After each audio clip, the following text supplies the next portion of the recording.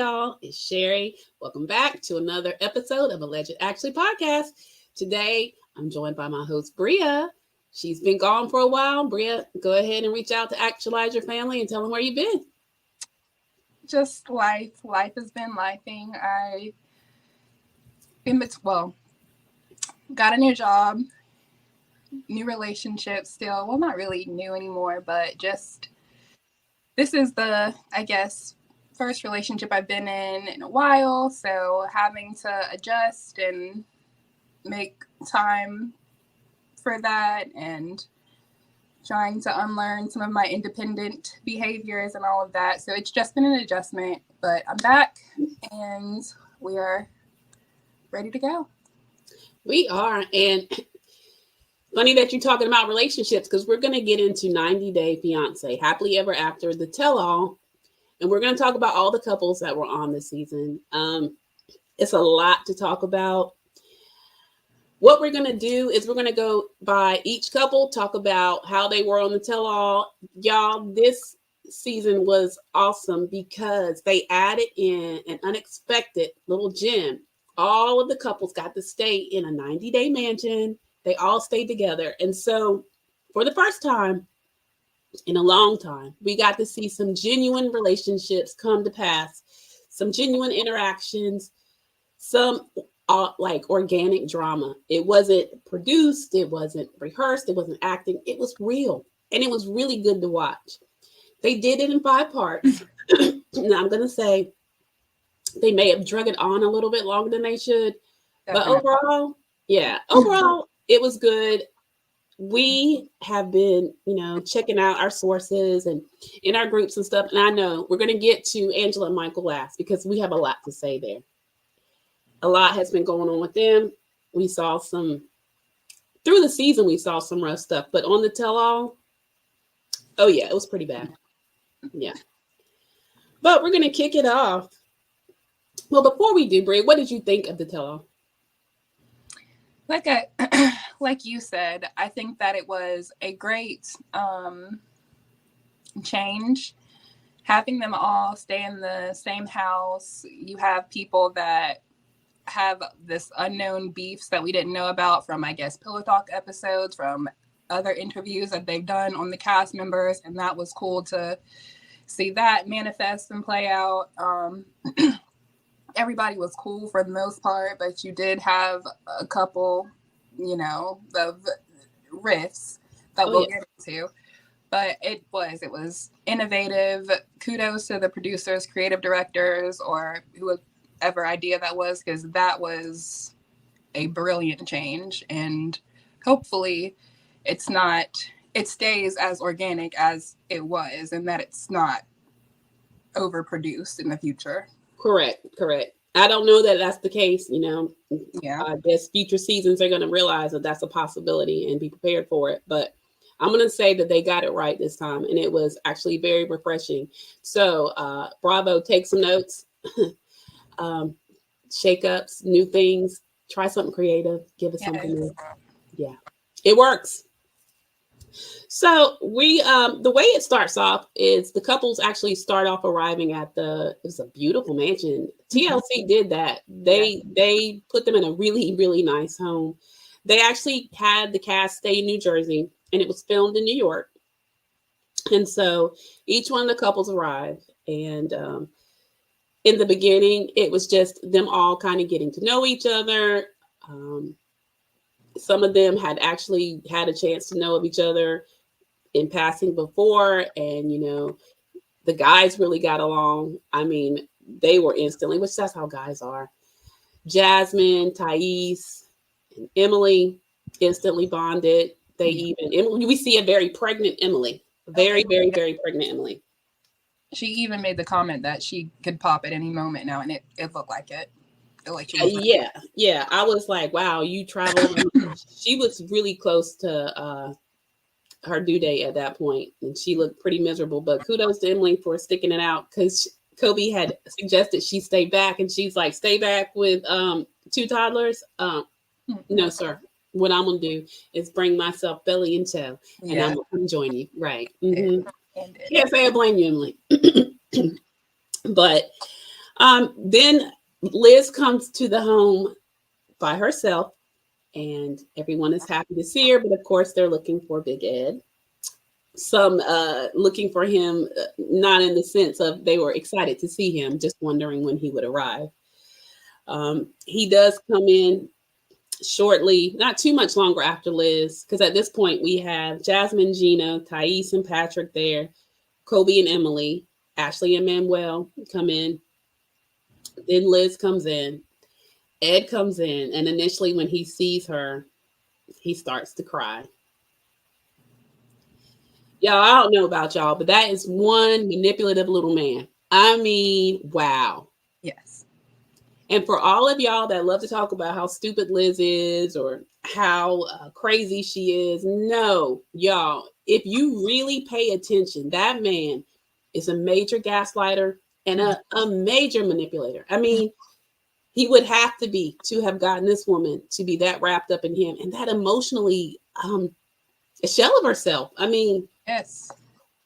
If you look back at when she was first shown on 90 Day Single Life into what she looked like at the end of this Happily Ever After season, I mean, it is a night and day difference. Yes, that man put her through it. Yes, he did. And I mean, I don't like him, but he obviously psychologically he's very smart to be able to get into her head like that. And I don't know if it's a combination of that and low self-esteem or what, but he really did a number on her. Oh, he did. I mean, that was a classic. That was textbook. You witnessing, how people say, well, gosh, I don't know how he got her or why she stays or whatever, but you get a up close and personal seat to just what happens when he initially approached her. Like Bria said in the beginning, it was with love and support and stability and all the things that she was looking for. And then toward the end, he was someone that would tear her down, make slick comments, make her feel less than. Mm-hmm. He knew what he was doing, y'all. Master manipulator. And that's what a lot of men who are not secure in themselves do. They want to knock you down a peg so that you are more susceptible to their, criticisms and things like that. And so it was very sad to watch. It was a night and day difference. Night and day. So Ed then gets there, and then Lauren and Alexi, and then Rob and Sophie come. Mm-hmm. Of course, who's missing night one? Angela and Michael. And they're all looking for them. The producer comes in and lets them know they will not be joining them that night. And of course, they ask for, are they coming, period? And at that point, the producer doesn't know. He just knows that they will not be there that night. So at that point, it was a little bit of riff of Jasmine and Gino. The issue is that Jasmine and Gino have not slept together in months. The guys don't understand it. They're like, Gino, just do it. But I understood where he was coming from. And in light of what I said, I'm not going to really do the recap the way I'm starting this off with. I just wanted to set the scene that it starts off with all the couples coming to the home. So at this point, we're just going to go couple by couple. And we're going to touch on things that happen at the house, things that happen on set, behind the scenes. So Bria, let's kick it off with Jasmine and Gino. Well, yes. To what you said, like you understood his point, and to a certain extent, I get it. I mean, nobody wants to be talked to crazy and then, give themselves to that person, whatever way you want to envision that.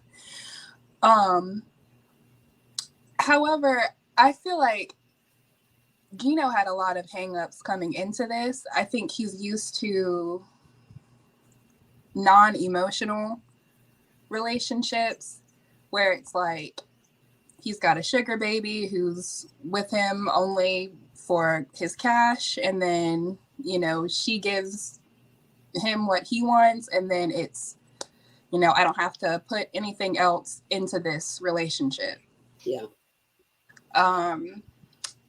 which also could be why Jasmine gets so triggered when he doesn't want to be with her, because she sees all of these sugar babies who are probably younger, fit bodies, who didn't really give a crap about him, but it triggers that insecurity in her when he denies her because, okay, well, you didn't have any problem doing it with old girl. He just wanted you for your money. I actually love you. So I could see both sides. Like if I'm like breaking it down from a psychological standpoint, I guess. Right. But yeah, they get there, of course, immediately you're met with their conflict in that, you know, their intimacy is non-existent, and it's just, I don't know, it's a very awkward feeling for the castmates too, you can tell, and it it does it just I think they were left really confused, but I think as they started to watch them during the tell-all while they were on set, I think some of it started to make sense. Well, we know some of it started to make sense because you would see some of them kind of chime in. I know Ashley was majorly. Oh my goodness. She was and I don't know. She just. I have a problem with people who have so much to say, all this wisdom to impart, and their relationship is also not. I don't know. I'm with you. She rubs me the wrong way. I'm sorry. She just does.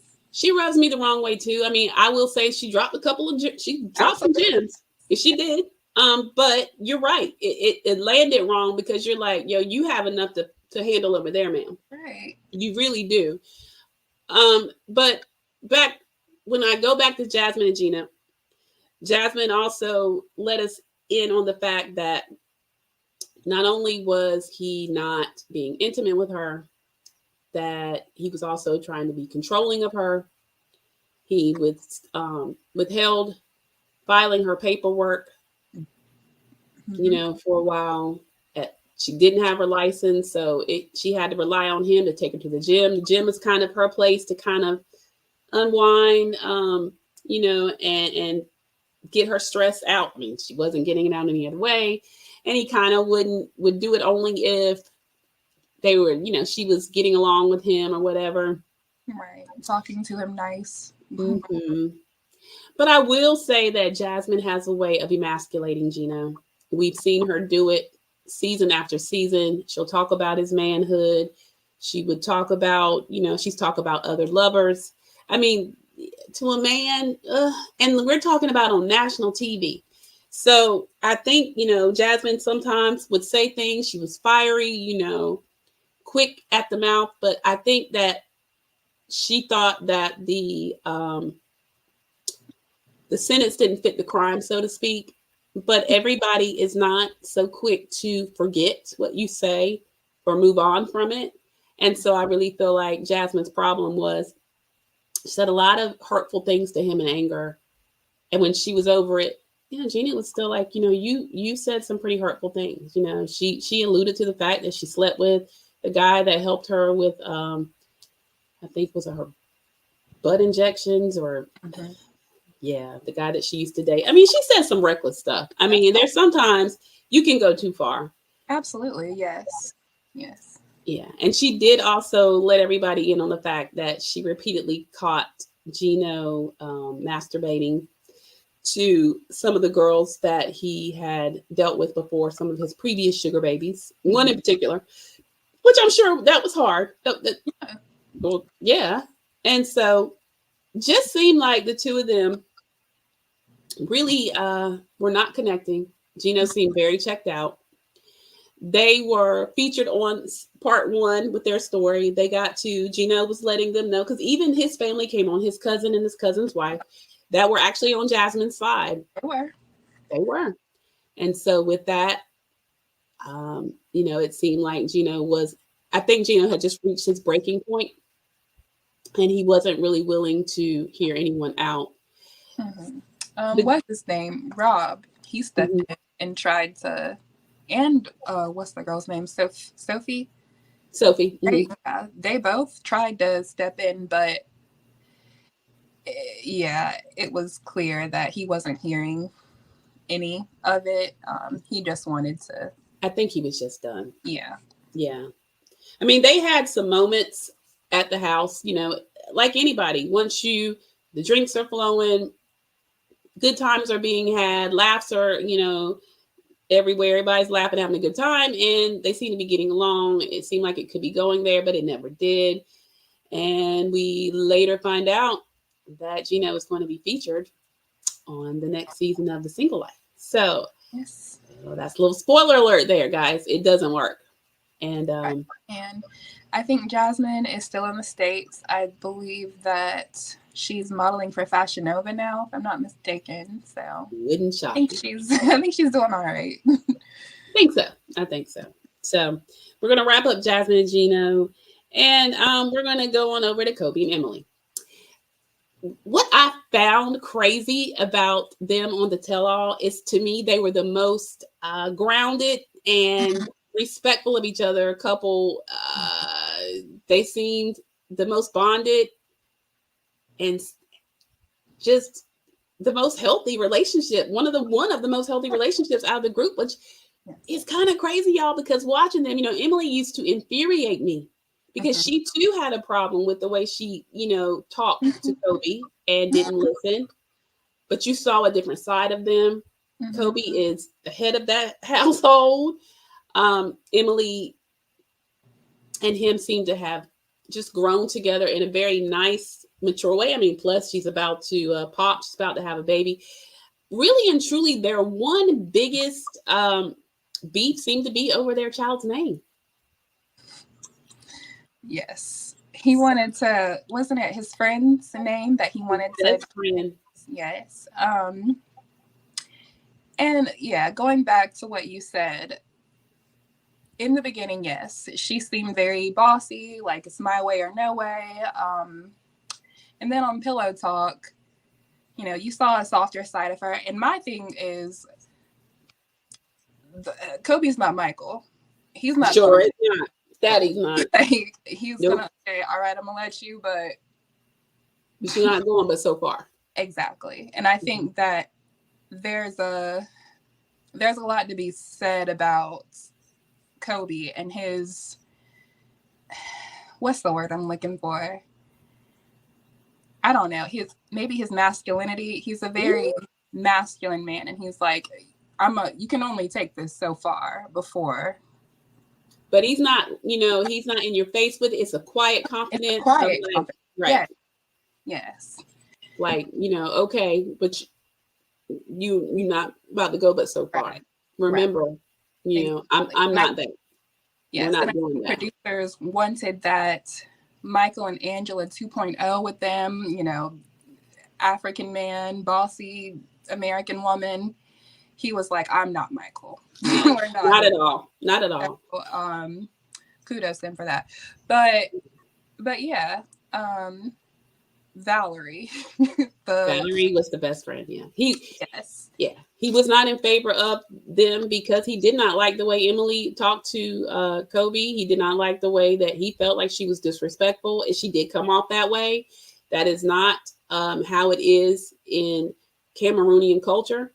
The man runs the home, the wife, doesn't do all that. So, I mean, it's a cultural thing, is what it is, just as much as we say, oh, no, that ain't how we do things here, Well, that's how they do it over there. Absolutely. So to be respectful of the culture, I know it was crazy for his friends to see him, be with someone that talked to him that way. Mm-hmm. I don't know that she understood how she came across. I think that we saw a softer Emily because after that season and after going to Cameroon and being with his family and his friends and what they said and how they stood by it, and Kobe handled it really well. I mean, he didn't say, unlike Michael, he didn't, shut him down all the way. He did say, look, no matter what, that's my wife, watch that. Exactly. But they had a point and he didn't negate the fact that they did. And right. So the way he handled things, I think, was proper. That was really their biggest thing. I did love how when their guest that came on was his or her parents. I very much enjoyed, number one, Emily was a spoiled brat. They had stayed with her parents up until they got pregnant with their third baby.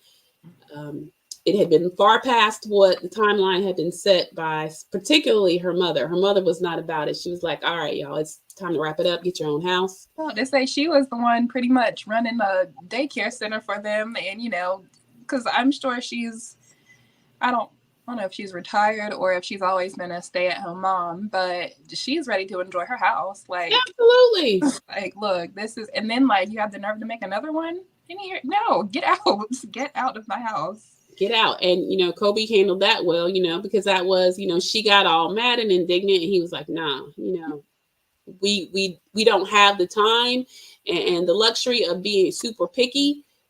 We're not looking for our dream home at this point. We need to find a home." Exactly. And that is what they did.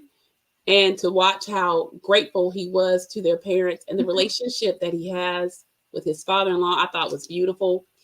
To me, that is what 90 Day really should be about. I know there's a lot of criticism of the show, rightfully so, that a lot of the couples aren't even genuine, aren't real, that over time some of them have it's gone to their head. And one of which, if you guys go back and watch my interview with Cynthia Decker, who was of 90 Day Fiance, Pillow Talk, and was featured on many of the Happily Ever After, Before the 90 Days, a lot of the shows, was personally knows some of these people, and she was really turned off by Jasmine, of course, Big Ed, and naturally Angela, and had stated that she started out really sweet individual, and that the show and the fame from the show has really gone to her head. So there's that. But with Emily and Kobe, I saw some genuineness. I saw something that I thought was, real. And their story, really and truly, that was the extent. We find out after the show wraps up that they do, in fact, end up naming the baby Adam, which is Valerie's middle name. It's Atem. It's pronounced Adam or Atem. But yes. So Kobe was like, yeah.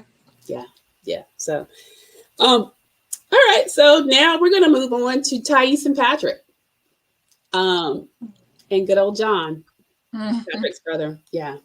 What did you think about? First off, let me just say, I'm gonna pass it to you, Bria. Taies cracked me up in the house. Miss Mama, she's not about no games, child.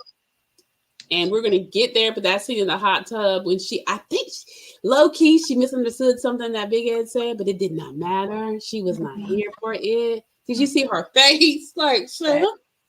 Yes. I like Taies, but yeah, I'm gonna pass that over to you, Bria. What did you think about Taies and Patrick? Like you said, she surprised me at the tell-all. I don't know. I'm used to, aside from the scene with her friends in Brazil, she's usually not super in your face, pretty reserved, quiet, just wants the finer things in life. And, she wants her man to work. She's taking care of her baby. She's satisfied with what but yes, during the No Limits, especially the hot tub scene, yes, we saw a very different side of her. And I like it because it seems like she's finding her voice. Yeah. She's like, well, dang, if my husband isn't going to stick up for me, and especially to his brother John, then I guess I got to do it myself. And she had no problem with it. So none. No, she did not. No, I mean, she gave off that. Yeah, I'm that girl. You try me if you want to. She did. She in fact did. Yeah, Big Ed thought he had somebody to play with, and she was like, "I'm not the one." No. He asked something like, "Do you have a hot sister or something for me?" She did. And yes, that, because what attached to me, looking like me, would want you. That's insulting. That is insulting. It is. In fact, it is. So I get why she reacted that way. Absolutely not. No. I'm with you. That was like, really? She even looked at him like, nah. Mm-mm. Yeah, he's a lot. He tried. He tried her real bad. He tries it. He tried it with Liz sitting right there. What I wanted so badly was for her to really, really tap into the I don't care. Mm-hmm. Even if she had to go somewhere and scream. Yeah. I hated that she gave him what she gave him, Yes. And we're gonna get to them, but I mean, whew, and her about it. Well, we'll get to it when we get to it. We'll get to them when we get to a lot of things that really irritated me about that whole dynamic. Me too. So yeah, we'll get through. We're gonna actually Liz, Ed, and Jason and Angela and Mike will be our last two because there's a lot to unpack there. We're gonna get through the other couples because we don't have a ton. Well, depending. I will say for Taies and Patrick, their major issue was really two things. He wanted more children. Taies was not ready to have kids anytime soon. Nothing where she said that, not that she never wanted to have any, but certainly not right then. Yeah. And he did. And of course, the big issue, of course, was his brother John and the fact that she felt like he did not respect her. There were times he would come to their home and not speak. And Patrick just seems very checked out when it comes to his brother John. He does. He's got like a hero worship type ideology with him. And it's like, why? He was don't get it. So I don't get that. Right. He basically is taking care of, he at different times have taken care of his brother. He stayed there with him. But it is little brother, big brother hero worship. And he feels like, or he seems like, because even when she just specifically addressed what her problem was, and then you had Ashley chiming in and others saying, hey, she wants you to stand up, still didn't do it. And even when they were back at the house, when John comes in playing with her, it's like Patrick didn't believe her tears were real. It's just the whole thing's kind of crazy. He started crying at the tell-all. Yeah, and it's like he was just. Yeah, it reminds me of. Have you ever heard of the passport bro movement? No. Well, it's a movement where it's like, these men, they'll go overseas hoping for a woman who's submissive, fit, friendly, all of that. They'll have that archetype in their head, and they expect their woman to be seen and not heard. And, I'm going to go out and pay the bills and you stay home, be a baby factory for me. And he reminds me of that. Patrick or John? Huh? Is that Patrick that reminds you of that or John? Patrick. Oh. And it just, I don't know. He because another aspect is they'll say all that and do all that. However, when it comes to standing up for their wives or making them feel like their opinions and like they matter, it's mute. Yeah. And it just rubs me the wrong way, but I'm a yeah. Right. Yeah. I mean, I'm with you. I mean, I felt like I didn't understand why he didn't take up for her more.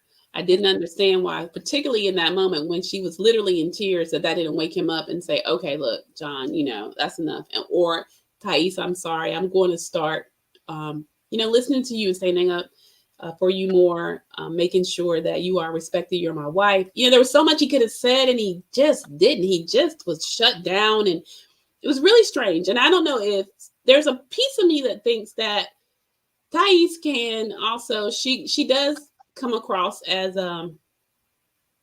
so I'll say that I'll disagree a little bit with you on Taies. I did find her to be a massive complainer at times.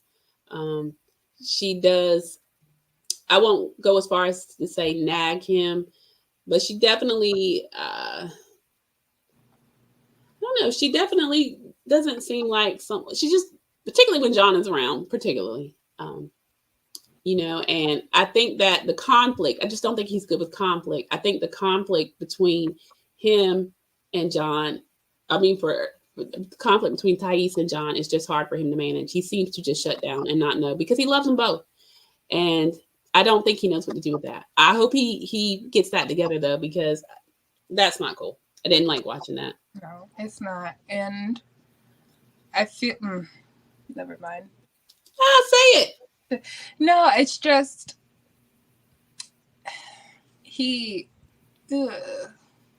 I don't know. You're right. He loves both of them. However, this lady is your wife. Yeah. Your brother John is going off to Texas or whatever to be with, and there needs to be a boundary. Agreed. And it's just he doesn't seem like he has any intention of creating that boundary. He's just not at all. Even when it seemed like Taies and John made amends when they were playing pool, it was forced. John was joking a lot. He did it, under the guise of, okay, guys, because a lot of them were like, oh, come on, y'all hug each other. It's one of the things, they don't really care for each other. I don't know that it'll get better. Yes, and John knows he's not going to stand up. Oh gosh, no. Patrick is stand up to him. So he doesn't take it seriously. He's like, okay, whatever. She's she's some. It's very disheartening to watch. But very, very. Moving on. All right, we're going to move on to Ashley and Manuel.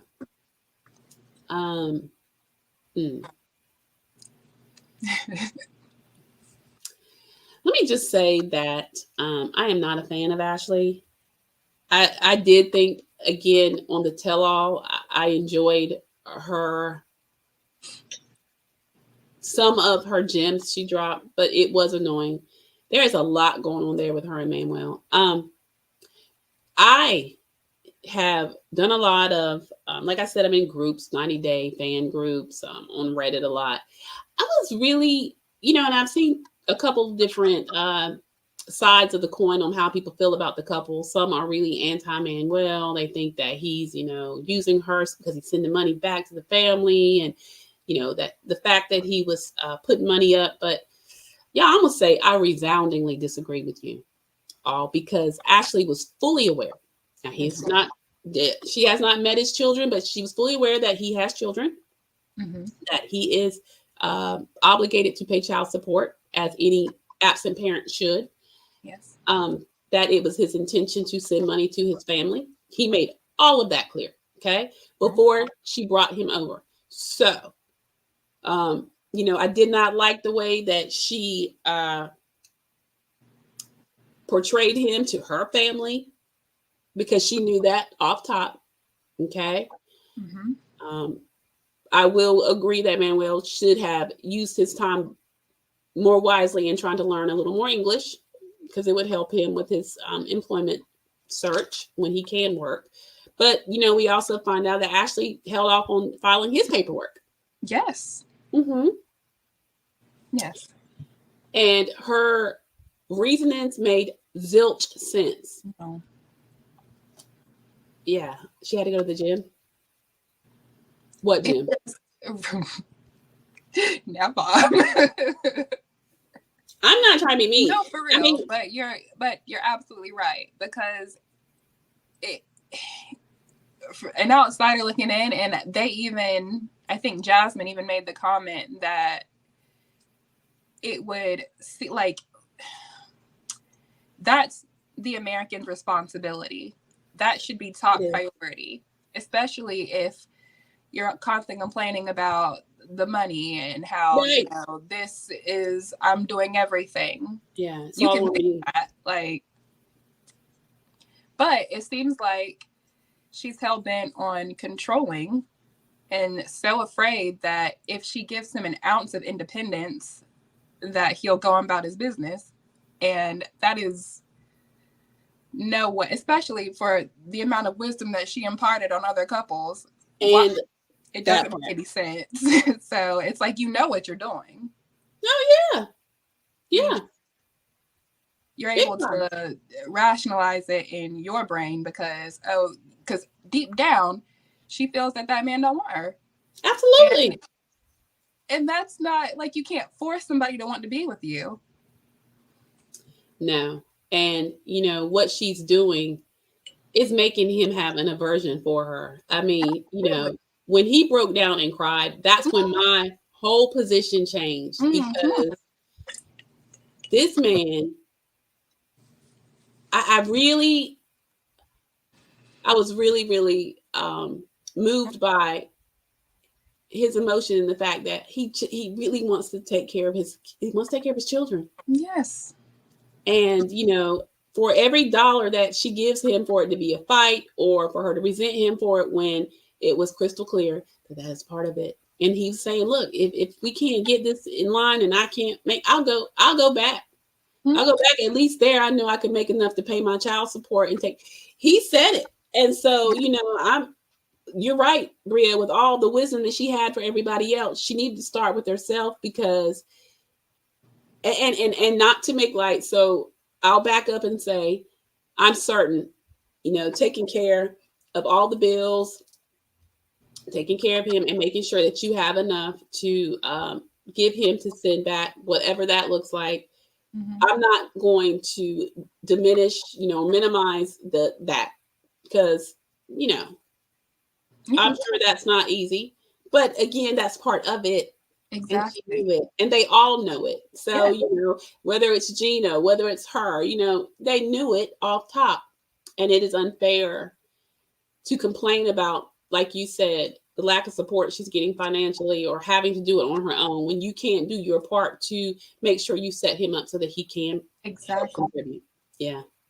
Exactly. So, yeah. It wasn't really a whole lot with them at the house, other than Ashley continuing to impart her wisdom, or inserting herself, pretty much that part. Other than the beef between her and Alexi, which she misconstrued, but I'm not so sure. Alexi, let me just say something about Alexi, child.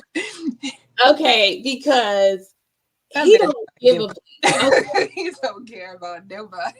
He really don't. And you know what? I was, honestly, let me be clear, I was kind of here for it. Yeah, me too. I was. Absolutely. I was kind of here for it. Other than I did not enjoy the fact that he seemed to side a bit with Angela, and that's because they were outside smoking buddies. To say that, I feel like that was just okay, you're out here smoking with me. I really don't. This is my time to relax. And so I'm going to say what I need to say to you. And go on about your business and let me smoke my cigarette. So I just think he didn't want any conflict because he wasn't here for it. So no, Alexi seems like he's certainly not about the drama. He's really not here for it. But what happened was, right when she was in the midst, it was, I can't remember who it was. Was it Rob and Sophie, or was it was another couple that were in the middle of talking about their issues, and she went in and started with her opinion, and he did this. Well, you can't see this, where he kind of looks like this, where he was kind of like, shut it. And that's what she took it as. And he was saying, no, it wasn't like that. I just wanted to hear what they had to say. I didn't mean it directly toward you, but yes, you did, Alexi. Own it. Because that's all right. Because she did need to be quiet. Yeah, she needed to hush. Right. She really did. There wasn't nobody talking to her. Right. Not a soul. So that part. She did get quiet when he did that on set, and then that it was addressed when they were back at the house. But he did assure her that's not what he meant. I think it was, but he just don't want no drama. Like he is. Yeah. Like, even seeing them on Pillow Talk, he is so, like, whenever she's hyped about something, he's like, calm down, please. Like, he's very even kilter, just his baseline is here. It really is. It really is. At all. It is. And I was here for it. His whole aura is, y'all. Right. Really. I want y'all to get out of my face, please. Yeah. So that's basically what we had on Ashley and Manuel. Like I said, the fact that he broke down, I thought, to me, kind of shifted my thoughts on him. I've read some very unkind things people have said about him. I have my theories on why, but I'm gonna leave that alone for right now. I think if she does drop his paperwork and give him the opportunity to provide, I think he will. I don't know that he's scamming Ashley any more than Ashley is scamming him. I mean, let's be clear. That kills me sometimes. That's the real tea right there. Okay. Okay. Yeah. Oh, and the fact that she thought that he should be responsible for her student loans. Right. Come on now. Ashley, she's a piece of work. She is. I'm sorry. She is. Right. You're not the big baller shot caller. You're so worried about this man hurrying up and becoming responsible for you. That attorney was like, no, bro. That's all you. That's your debt. Yes. So you wanted to bring the man over here so he can help you pay. Come on now. Well, not to say that once he, and like they said, indirectly he would help, because once he can work, he's paying some bills so that you can scoot a little extra towards your student loans. But for him to be legally responsible for, girl, you tried it. No, it doesn't work that way. She is a piece of work. She really is. All right, moving on. We're going to now go over to, trying to think, do I want to do Lauren and Alexi or Rob and Sophie next? Do Rob and Sophie next. Let's get into, Rob and Sophie. Sophie is the eternal 4-year-old. And God. Y'all, listen, y'all weigh in the comments what you think, but I found her to be insufferable. I mean, Rob was not perfect, but that girl, she's very immature. She'd, get away from me, get out. Oh, come back. Oh, I can't breathe. I want you to come back. Why'd you leave? Because you told him to. Exactly. That was the epitome of why men think women are crazy. Because I sat there and watched an episode of Get Out of My Face. No, please come back. No, oh my gosh, I can't live without you. What? No, I don't want to, like I said, it sounds like she's got some mental struggles. I don't know. I don't want to diagnose anybody. I'm not qualified, but I don't know. It just would appear that she's got some form of bipolar or BPD or something like that. But like I said, it's not my. I feel like, in my opinion, but she's also very young, so she's young, and I just honestly feel like she is very emotionally immature. Mm-hmm. Everything from, and Rob has his fault, so I'm not gonna say that Rob was perfect. He was not.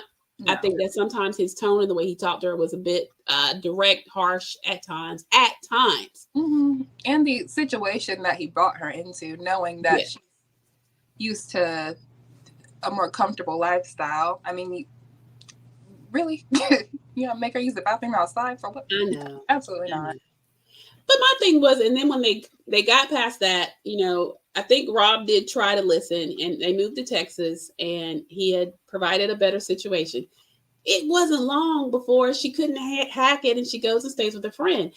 And first of all the couples said this, and I was happy to see that they all rallied under the fact that you cannot work out a marriage living apart. Right. It's not going to happen. If you're not coming back and you're not going to give it a shot living together, you just may as well continue to be on your separate ways. I feel like Rob was kind of taken on an emotional roller coaster with her. He wasn't really ready to say goodbye and let her go, but he just didn't know how to maneuver. And when asked what she wants, she doesn't seem to know. She wants him to be nice, but y'all, reality is, it's not always nice. Relationships, it's not always, rainbows and sunshines and squishies and stuffed animals to sleep with. There's some hard things. You have to navigate life together and make some hard decisions. And, he did his best to take care of her. And this is my opinion. So you guys put in the comments what you think. What did you think about how Rob and Sophie, navigated through marriage. It didn't also help when her mother came. Her mother was not a fan of Rob. She was awful to Rob.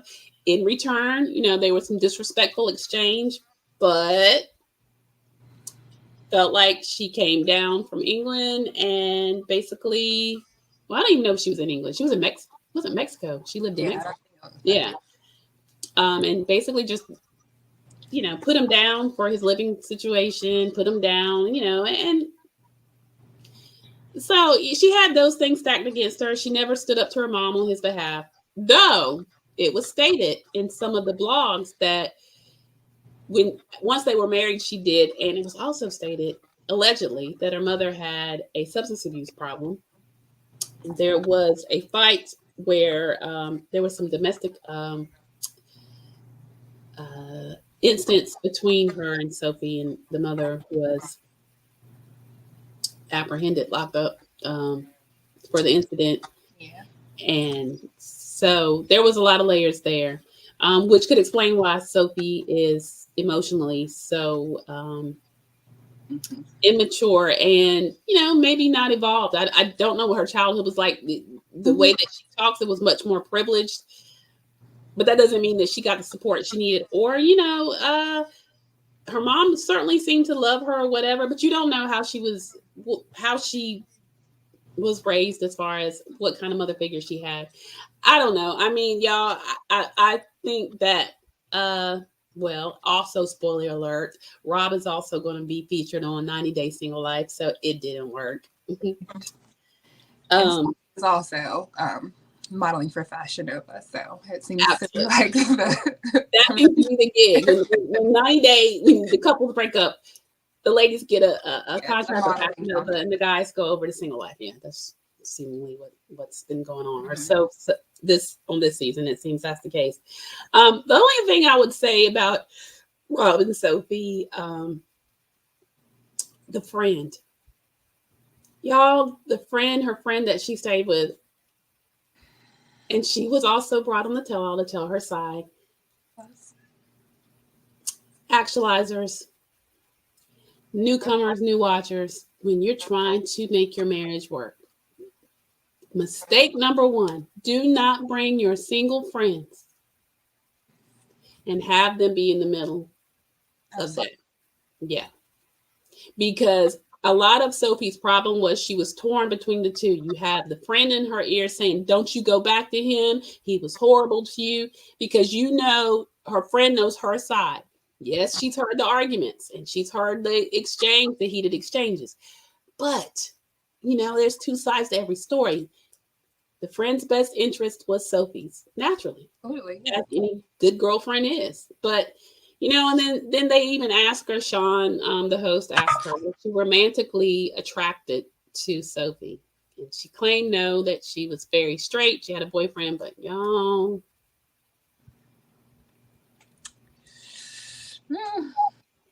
What did you think, Bria?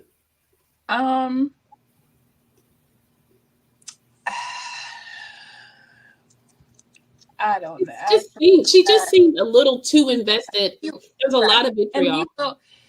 You'll have some friends that, are, they don't intend on anything past a platonic relationship, but it's like kind of idolizing their friend, thinking that she's so pretty and that, like wanting to be her in a way. So I think it was more so that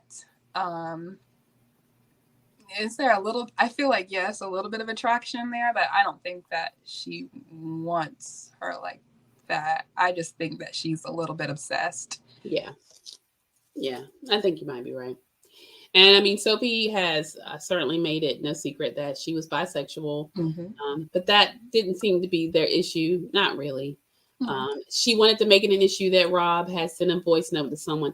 That whole thing was so ridiculous to me. Yeah. And that was back at the house when they were in the hot tub. And to me, that showed her childishness, because what she seemed to be much more interested in doing was rallying support. She wanted people on her side. Yeah. It was very childish. Yes. that was more important to her than her and Rob fixing their issues, because Rob honestly did seem willing to do so. He seemed so confused and broken. He even teared up on the telephone. Yeah, it was sad to watch. Yeah. So sometimes, you can love someone, but you just come down to the realization they're just not for you. And I just felt like that was Rob and Sophie. So, all right, moving on to Lauren and Alexi.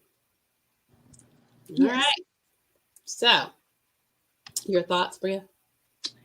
I'm not gonna lie, I was a little bit bored with them. Yeah. Aside from the little back and forth she had with Taies. And Big Ed. Yeah, and Big Ed. And well, yeah, that was, there was another thing too. Oh, and like her trying to, I guess, get Michael to be sweet to Angela, and that turned into a big disaster. Tragic, did it not? Yes. Which never mind. We'll get to that, but okay. But yeah, it felt like they seemed, or not so much Alexi, but Lauren seemed like she was kind of, this was beneath her, is how I interpreted interactions with everybody. She's like, I think she's been up here the longest. Like she's this relationship with Tia. Absolutely, yeah. She was before Angela and Michael. Absolutely, yes. Yeah, she was in like one or two, I think. So, but yeah, I was a little bored. Aside from those interactions that weren't with her and Alexi, it was just Lauren. Well, let me ask you, what did you think with their storyline? Did you find that what Lauren did was selfish, or were you here for it as far as her mommy makeover surgeries? And I am of the mind that if you think that this will help your confidence and you've got the money to do it, by all means. I think her mom is a bit intrusive in her life. She likes to control a lot of things that she has no business controlling. But honestly, I ain't see no difference. So you know what? And I didn't want to say it. Waste the money to me, girl. But I mean, do you? Okay, because whatever procedure they did, I mean, I'm sorry, no, ma'am. I didn't see it. She might have looked a little slimmer, so the light a little bit, but you could have done that, girl. Just like cutting out sugar or something, it would have given you the same result. She didn't even give me snatched. She did not. I didn't see it. I feel you. Now that part, and y'all, you can weigh in if you disagree. I mean, I'm good with it, but y'all, I felt that way. She looked great, but she looked great anyway. And so my point was, the surgery did not seem to, it just didn't give what she was trying to make it give, I guess. And I think that was Alexi's point. Like, okay, so now you go again because it didn't give you what you thought. Yeah, and not this time, because she doesn't want implants. So she was sucking out the fat from her stomach, her thighs, and injecting it into her breast. But honey, that obviously, I mean, I didn't see it. I was like, okay. If you're injecting fat in your breast, I mean, anytime you're losing weight, I mean, that's what it's gonna go bye-bye. So I didn't understand. No, I didn't understand that. I mean, and the fact that her recovery time was longer than what she anticipated. 3 kids, but no, I'm gonna agree with you somewhat on that, Bria, because if you have the money and you want to do it, I mean, Alexi was taking care of his children. Yes. Mm-hmm. Okay. Mm-hmm. And so he should. Absolutely. And it was elective, so could it have waited till the kids were a little bigger? Sure. Absolutely. Did it have to? No, it didn't have to. If, like I said, if that's what you want to feel more confident and you've got the money to do it, I'm an advocate. Do it. However, like I said, I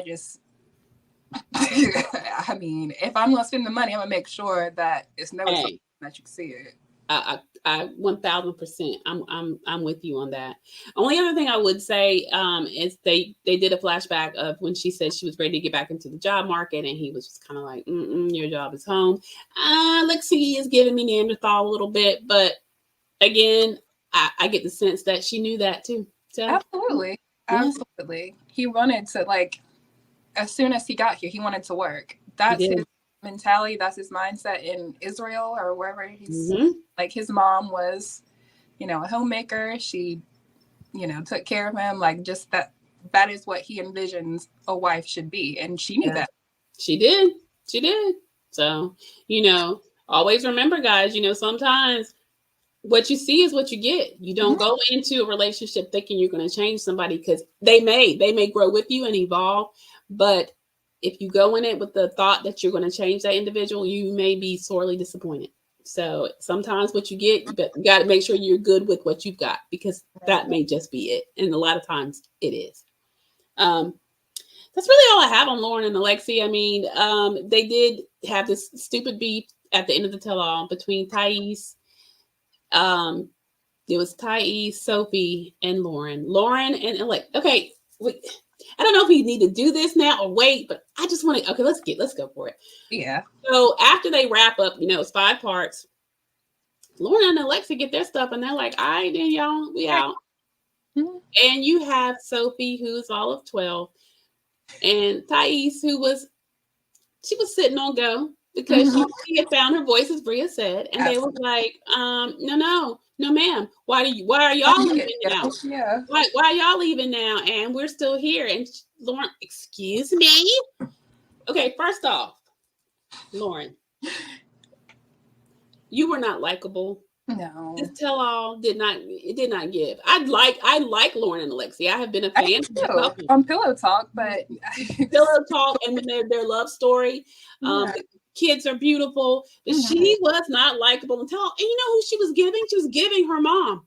Yes. She's becoming her mother. Yes. Intrusive in people's business. I know everything you don't. You're kind of a little bit beneath me, and she was. We have children to get back to. And I'm thinking the same kids you had when you were on the table getting elective surgery that you couldn't even lift because those 3, those same 3 that Alexi was taking care of and your mom had to come over and help you out with. And it's not like y'all are the only cast members that had kids to get back to. Absolutely not. I mean, Emily was ready to get on the delivery room table at any moment, and she was there. But I will say this, y'all. Where was all that smoke when Angela left 2 seconds later? Where? Did you see it, Bria? Absolutely not. They're perfectly fine with that. No one was that smoke. I mean, she is insufferable. Good grief. And then let me just say this. Not only that, but they left the studio only to go to the house to grab their things. And Yes. Hence the stupidity of the whole thing. Yeah. Yes. Sophie, Taies, I love you, but y'all gonna get the clown suits for that. That was dumb. If you wanted a moment, you should have gave that smoke to your man. Or you could have gave it to Lauren while y'all were all sitting there. Yes. Even like while you were at the tell-all, like, hey, so just before we wrap, why do y'all get to? And my thing was, Lauren said, "Okay, I'm gonna give you time and opportunity." She sat down and was like, "All right, what's up? What you got?" Not a word.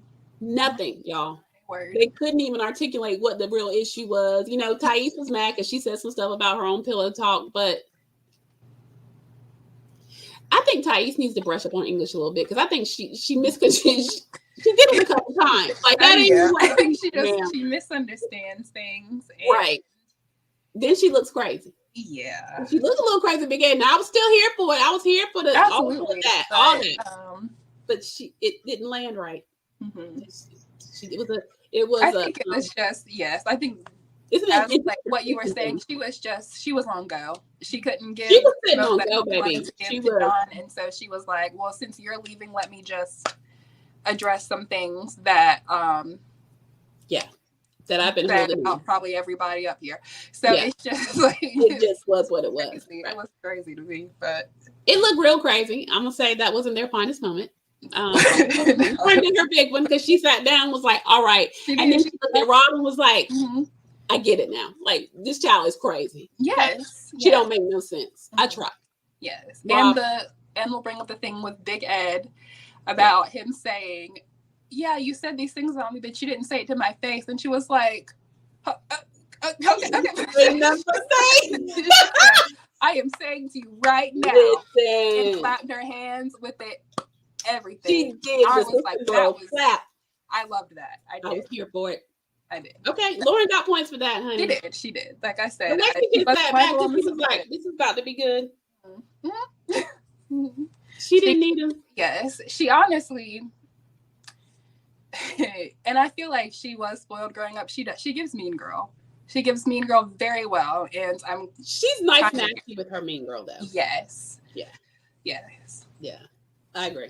Mm-hmm. I was here for it though. I was too. She showed up when she, like I said, when you're right with Big L, you won't say my face. She was like, "Baby, makeup artist, hop off." I can't. What is not do? Here I am. What I said was mean. I was like, "Okay, Lauren." And then with the girls, she was like, "Oh, you don't want us to go because you got to confront me. Let me sit on down." Right. Hold on.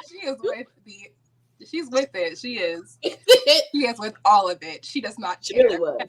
Okay, okay. So yeah, Lauren, I'm gonna give you that. I saw you. I felt that. I did too. All right, moving on. Now we're gonna go over to Liz, Big Ed, and the new boyfriend, Jason. Like, there are a lot of couples, and I'm just saying, Jesus, there are a lot of couples. There was a lot of couples this season. There weren't, and y'all, it was a long season, so the tell-all gave what it needed to give because it was exhausting. Yes. All right, we're not going to hold you much longer, guys. We're going to get to it. Listen, it. I'm going to tell you what I saw, Bria. I want you to give your thoughts. Okay. When Liz came to the house, and she was happy to see everybody. You know, keep in mind that was the first time she had seen Ed since she had come to get her things from the house, as they showed it on the during the season with her mom. When Ed came in and he came in crying, you know, it was as if it clearly moved her because it was the things that she was hoping he would say. And from her perspective, she felt like she had no closure. This was her time to have her closure. I'm going to say, though, in my opinion, she just gave him too much. Yes. I still am in love with you. Yes. If you would only act right, I'll come back. Big Ed knew it. Well, let me say this. Big Ed didn't know it. I think Big Ed was trying to see how far he could push it. That was at the house during the tell-all. They did their, they're toxic together. You know, she came in with, Ed has a small manhood. You know, this was at the house. She has sloppy sex. I mean, it's just stupid. You know, it really. Right. Because you weren't saying that when you were like, that's messy to me. That's very immature. It's messy. And you loved it once upon a time. So I don't. You did. So you look crazy. Right. And I hate when people go there because then you look so immature. You do. So immature. Their issues were, the fight that they had. I guess it wasn't as simple as over some spicy chili or whatever he was cooking, some dish that was too spicy for her daughter. Yeah. For him, it was more the way that she spoke to him. However, Ed has done so many things to put her in positions where she's questioned her own sanity. We've seen it. We've watched it right before our eyes. Yes. And, I wanted so many times to, jump on the TV and save the poor girl because it was like, just walk away. Please. If you paid him dust, he would stop. You react. And she did it at the house. She did it at the tell-all. Jason is a good one. I'm going to say, and I'm going to say this because they seem happy now that this is wrapped up. And, I've watched him on Instagram and, I've also gotten the feedback from saying, Cynthia that I'd interviewed that Liz is a wonderful person. So what you were just seeing, unfortunately, is, what we get to do in our own privacy is of being stupid. And I won't say stupid. I think that she was emotionally manipulated. I think that what she was led to believe all these years to be snatched from her with very little explanation, and for her to have brought her daughter to relocate to Arkansas with him and to get ready to live a life with him and get married, and for him to call it off and not say anything. Yeah, the whole thing was just, it's classic Big Ed, but Yes. you know, Jasmine told him right, if he doesn't change, he's going to die alone. Mhm. She might drop. I mean, Absolutely. very foreshadowing. Mm-hmm. No, like he has a problem. He does. And he needs to, because all it stems from is like his insecurity. He knows that. I mean, he's not happy with himself. No. So in order for him to feel like he's, you know, with like to make him feel like his partner can be happy with him, as if she's unhappy with herself too. Mm-hmm. And that's, like I said, it's just, yes, very much so, dying alone behavior. It is. Cringe moment when they're all at the house and Jason is there. Jason does step in and say, you know, last time you're gonna disrespect her, you know, but she made him look stupid after he left, because them in the hot tub, all that. I mean, y'all, it was a lot. And I'm pulling for you, Liz, but you didn't have to do all that. Your closure was day one. No. And honestly, even Jason, his comments were cringe.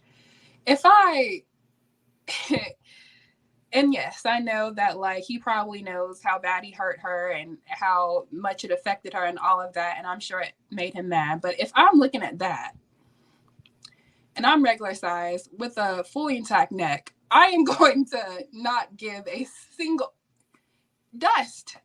I would be so quiet. Like my presence would be all I'd have to say. That is it. Like, I'm full grown with a neck. That part. That's way more than you'll ever. Like, I don't. I'm sorry. Like, let's go back to the cringe moment. Everything, but like, he gave him too much to me. He gave him a lot, but I think he gave him the energy that Liz was giving. They were matching energies. And I also want to say the cringe moment when Jason puts Liz over his shoulder and takes her in the bedroom, which she clearly liked. She didn't even want to go. Right. Drop that tea. Did you notice that? Well, yeah. And then like she said it because she was talking to the girls and she's like, yeah, we're going to have loud sex or whatever, making sure it was loud enough for him to hear it. And it's just like, why? Because you care that much. Right. That is a sign of caring. Way too much. Like, it is. And did you catch? And I know you all did that watch, because you guys throw it in the comments. He was talking to, God, who was he talking to when he said he could have had her if he wanted to? Was it Alexi? No, it couldn't have been Alexi, because Lauren and Big Ed. It was, I don't think it was Kobe. No. It might have been Rob. Patrick? Or Patrick. It might have been Patrick. Y'all put in the comments who it was. I can't remember. I don't. One of the guys. So much happened. So much. Yeah, it was 5 parts, y'all. But he sat down with them and said, you know, because they were like, you know, what's up with you and Liz? Y'all were close quite a few times. And, you know, he was like, oh, I know. And he was like, I could have gone there if I wanted to. And as much as I can't stand Big Ed, sure looked that way. It did. It really did. And I really hate that, because unfortunately, that's reality sometimes, ladies and gentlemen. When you're really not over someone, that's why those rebound relationships don't stick. Now, it looks like her and Jason are still together and they look happy, but Jason has got to be a good one, because if I had watched that after he had left the house, I would not be happy. It gave to me she was not over Big Ed. There was things that he said, and there was a longing look in her eye of, oh gosh, right, I really want this back. He said the exact, like the right thing at the right time. It could have. I concur. Yeah. I was disappointed. I really was. She just gave him way, way, way too much. But such is life. And so, y'all, we're going to close out with the big one that we're all talking about, that we're still talking about. Yes. Angela and Michael. Okay. Let me just say this, okay? Because for every compliment I gave TLC, let me take them back. Because the fact that no producer, nobody stepped in and stopped this monster from the abuse that we witnessed. They're on the season and she spit on him. Yeah. Let me just tell you something. Y'all, it was deplorable. Right. It was, I don't even have the words.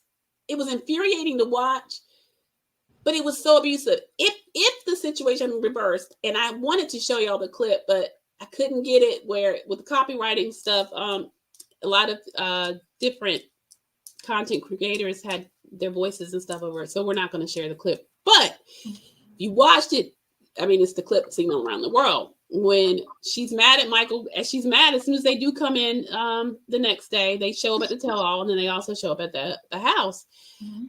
Every time Michael said a word or uttered anything to anybody, the fact that people were liking him and getting along with him, she couldn't stand it. She couldn't. He's at the top of the stairs, and she runs up on him and gets in his face. Let me just tell you something. Had that been the reverse, every producer, security guard would have been on him. If y'all remember that quick scene that he had when she tried to take his phone and he wanted his phone back, if y'all saw all that security that came scurrying towards him when he just was trying to get his phone from Angela. But in the same regard, she ran up on him. And for a second, and even that some of the cast members said it looked like she could have pushed him down them steps. Yes. Listen. And they were on like a balcony type thing where it could have been over the balcony. Listen. It was insane. It was so insane. And their time on the tell-all, her whole plot and ploy was to show the world how much of a scammer Michael was. Michael had scammed her. That the group that he was in, the Paradise Men, were a group of how to scam Americans and all of it. She even hired a private investigator. I think one of the other castmates said that they were in that group too. It's about it's support. It's that they were in a similar group. Yeah. Yes. That was a common thing. Yes. Oh, honey, every which way she went to try her best to make Michael look like a horrible person, it bounced off him and went right back to her. And she even said verbatim that she did not, because they arrived separately, and she said that she did not want him there in the house because she was afraid of him talking to the castmates before she got if that isn't controlling and abusive, I don't know what is. That is insane behavior. It is passed by insane. We have watched it for years. They've been married for 4 years. And y'all, for that plus, because we watched before they actually got to be married, we've seen enough. And it's an outrage. We've said before that, they're calling for Angela to be fired. On everything that I've read and researched, she has not been fired as of yet, which I can't believe. I thought she had, but maybe it was I keep hearing that's the rumor, but I haven't seen anything that has officially confirmed. I've not seen a statement from TLC confirming that they are parting ways. I haven't. Now, she may be written out because her and Michael are not together, but who's to say? And knowing TLC would bring them back to show the drama of the divorce, much like how they did Muhammad and Lord, I can't think of her name. Y'all help me out. Put it in the comments. The one that had the pink hair? No, Muhammad, the way back in the day. Muhammad and Danielle. Yes. The bigger girl. Yeah. Yeah. So, I mean, they were done, but they still followed their journey of, her trying to get him deported. It never happened. And listen, same with Michael. As mad as she is, and she wants to, right now, y'all, she has filed for annulment. And Michael has now lawyered up. I do have for you guys, I was going to share this just to show you just how much Michael has raised for his GoFundMe. Much to her dismay. If you guys check her out on TikTok, she is completely unraveled. And many are saying that she's starting to dabble in substances. I don't know about y'all, but I've watched them. She's slurring. Listen. I'm going to share my screen and show you guys if you haven't. It's up to you if you wanted to, but if you haven't slid him $1 or $2, just for the sake of, we all feel bad. I mean, the cast felt bad. Nobody should be treated that way. But yeah, let's check out his GoFundMe real quick. Let's see here.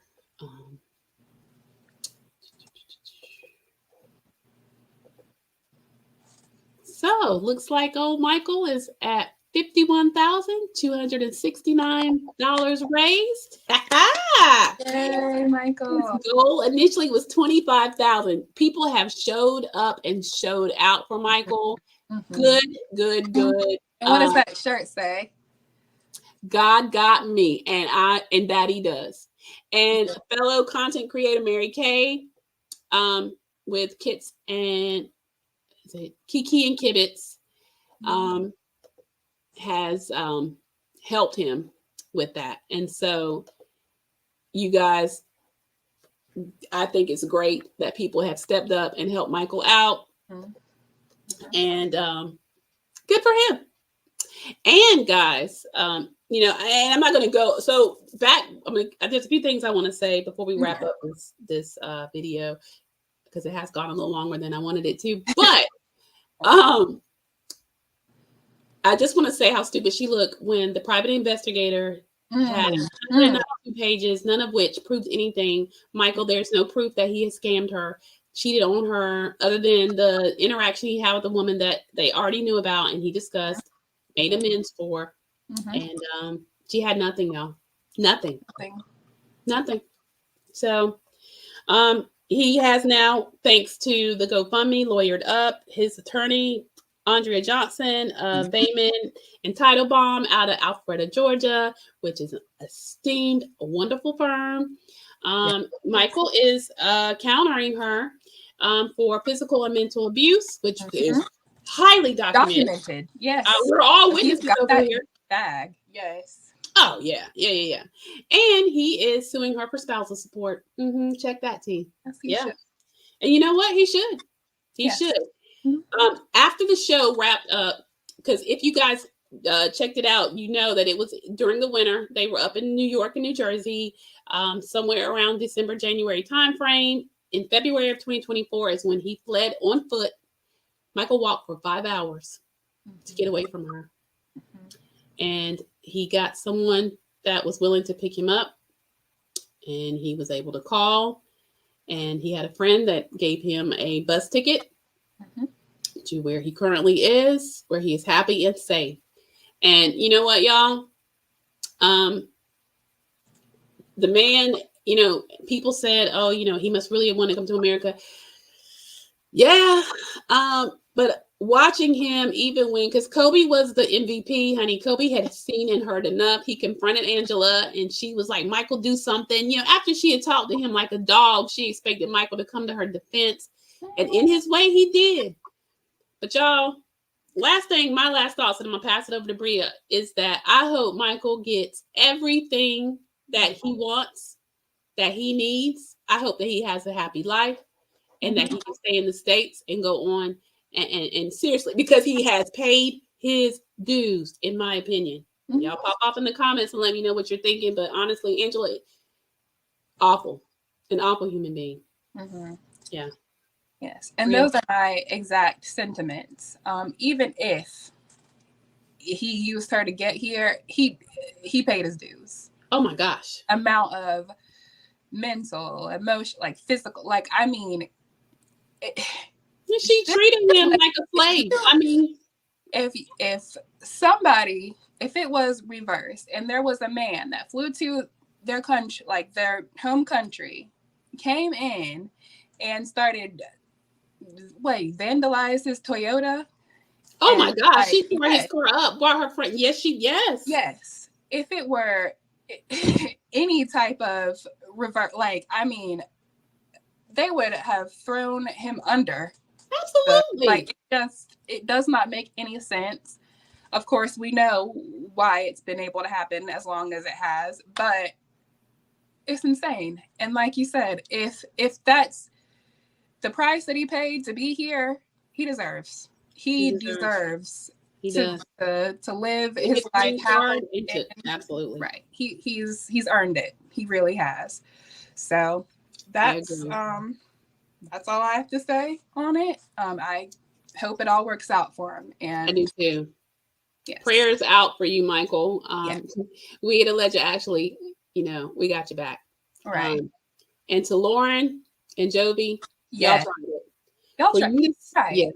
Because even Lauren, who told Michael, hey, if you're just a bit sweeter to her, which is another weird, but because I mean, why would he want to be sweet to somebody that treats him like that? But if you were just a bit sweeter to her and a bit softer with her and, just showed her that you cared,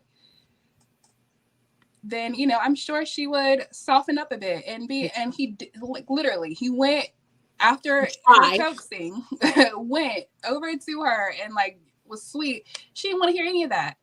Her mission, Angela's mission, was to make him look as bad as possible, no matter what. So she was mad that when he got here, he did not conform to what she wanted, that she could not control and manipulate him. She wanted him there to take care of them grandkids, to clean that house, to wash that laundry, to do everything that she said, to sleep with her when she wanted him to. Yep. He just couldn't do it. And nor should he have had to have done it. Right. He expected when he got over there to be treated like her husband, and she wanted a slave. Yeah. I said it. Completely emasculated him and completely. If you hear her, she'll say, not this American, not this American, not the girl. Deplorable. You're deplorable. Yes. The optics looked awful on that. Oh, God. You have this African man coming to do all this stuff and to be with you whenever you need. No, ma'am. No, ma'am. No, and I'm glad that he's raised all this money on his GoFundMe and he's got a great lawyer who's reputable, and I'm praying good things for him. Me too. And that he can get far away from this as far. All right, guys. So that was our take on 90 Day Fiancé Happily Ever After, the tell-all. We enjoyed it. I hope you guys did. Please share in the comments what your thoughts were on the 5-part tell-all, what y'all think of the couples. Y'all, let us know. Let us hear from you. And thank you so much for tuning in. Join me on tomorrow for Bravo Monday when I will be recapping Real Housewives of Orange County. Wednesday is 90 Day Fiancé the other way with me and my guest co-host, Big Nige, and then me and Bria. We'll be back on Friday. We're going to announce what we'll be talking about. So you guys just got to keep coming back. Stay tuned. Thank you so much. And Bria, I'm going to let you do your goodbye that we have missed for months now. Yeah. Yes. Okay. Well, to all the actualizers out there, I see you. I love you. I'm grateful and I'm thankful for you. And I am too. All right. Good night, guys.